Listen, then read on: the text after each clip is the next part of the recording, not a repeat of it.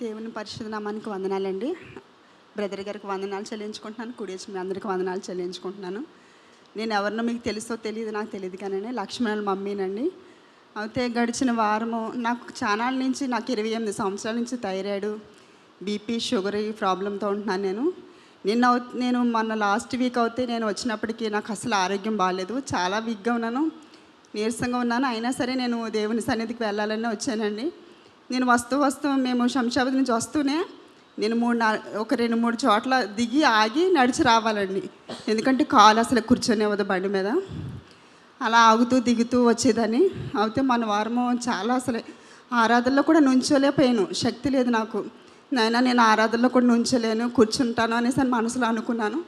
కానీ సేవకులు ప్రార్థిస్తున్నప్పుడు దేవుని హస్తము తాకింది.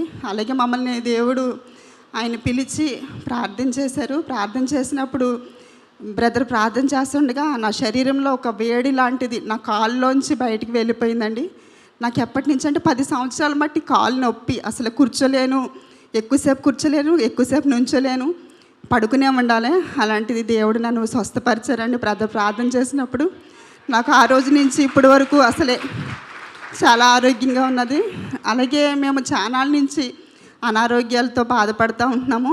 నేను వస్తున్నది డిసెంబర్ 31 నుంచి నేను ఈ మందిరానికి వస్తున్నానండి. ఆ రోజు నుంచి దేవుడు మమ్మల్ని ఆశీర్వదించాడు, మాకు ఆరోగ్యాలు ఇచ్చాడు. మొదటిగా మేము ఎప్పుడు బలహీనతో అనారోగ్యంతో ఉండేదాన్ని నేను. అలాంటిది అసలు గిన్నెలు కూడా తోముకోలేను, బట్టలు ఉతుక్కోలేను, ఇల్లు తుడుచుకోలేను, అంత బలహీనంగా ఉండేదాన్ని. కానీ ఎప్పుడైతే ఈ మందిరానికి వస్తానే మొదలుపెట్టాను ఆ రోజు నుంచి దేవుడు మంచి ఆరోగ్యం నాకు ఇచ్చాడండి. నా పనులు నాకు చేసుకుని కృపనిచ్చాడు, శక్తినిచ్చాడు. ఇది అంతా ఈడెన్ గార్డెన్లో సేవకుల యొక్క మీరంతా అదృష్టవంతులు. దేవుడు మిమ్మల్ని ఎంతగానో బ్లెస్సింగ్ చేస్తున్నాడు. అలాగే ఆ భాగ్యాన్ని మాకు కూడా అనుగ్రహించినందుకు ఆయనకు వందనాలు చెల్లించుకుంటున్నాను. అలాగే ఇంకొక చిన్న సాక్ష్యం ఏంటంటే, నా భర్త గారికి గత సంవత్సరంలో ఆరోగ్యం బాగాలేదండి. బాగున్నప్పుడు చాలా సీరియస్ అయినప్పుడు మమ్మల్ని విజయవాడ హాస్పిటల్లో ఉన్నప్పుడు ఈయనకి ఒక 6 లక్షల వరకు అమౌంట్ అయింది. మా దగ్గర అయితే అమౌంట్ లేదు. మేము అలాగే ప్రార్థించుకుని అప్పు చేసుకుని ఆయనకి ట్రీట్మెంట్ అయితే చేయించుకున్న తర్వాత మేము అది మెడికల్ బిల్ పెట్టుకున్నామండి. మెడికల్ బిల్ పెట్టుకున్న కాడి నుంచి లక్ష్మణ్, స్టీఫెన్ ఎప్పుడు అనేవారు, మా బిల్లు వచ్చినా రాపోయినా మనం ప్రార్థన చేద్దాము.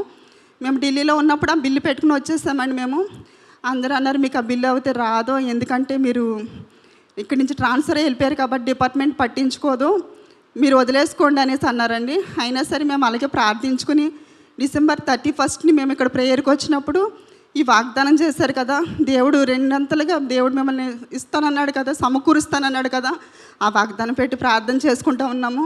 అలాగే దేవుడు కనికరించి మొన్న జనవరి 1 ఫాస్టింగ్ ప్రేయర్కి స్టీఫెన్ వస్తున్నాడండి.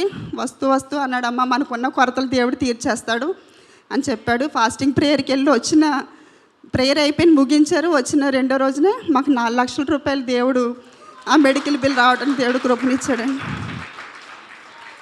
దేవుడు ఎంతగానో మమ్మల్ని ఆశీర్వదించాడు. ఇంత మంచి సంఘంలోకి దేవుడు మమ్మల్ని తీసుకొచ్చి మా కుటుంబాన్ని ఆశీర్వదిస్తున్నాడు, మా బిడ్డలను ఆశీర్వదిస్తున్నాడు. ఆయన చేసిన ఉపకారాలకే వందనాలు చెల్లించుకుంటున్నాను. మరి ముఖ్యంగా నేను ఎప్పుడు సాక్ష్యం చెప్పలేదు, ఇదే ఫస్ట్ టైం చెప్పడము. కానీ దేవుని చేసిన మేలు నేను దాచుకుంటే నాకు ఇష్టం లేదు, నేను ఎప్పుడు చెప్దామని ఎదురు చూస్తున్నానండి. దేవుడు చేసిన కార్యాన్ని బట్టి వందనాలు. అలాగే స్టీఫెన్ కోసం కూడా ప్రార్థించండి. అబ్బాయి ఐఏఎస్ ఎగ్జామ్ రాయబోతున్నాడు, మే 26 ఎగ్జాము. ఆ బిడ్డ జీవితంలో కూడా గొప్ప కార్యం చేస్తాడని నేను నమ్ముతున్నాను. ఇచ్చిన సాక్ష్యం దేవుడు దీవించిన గాక.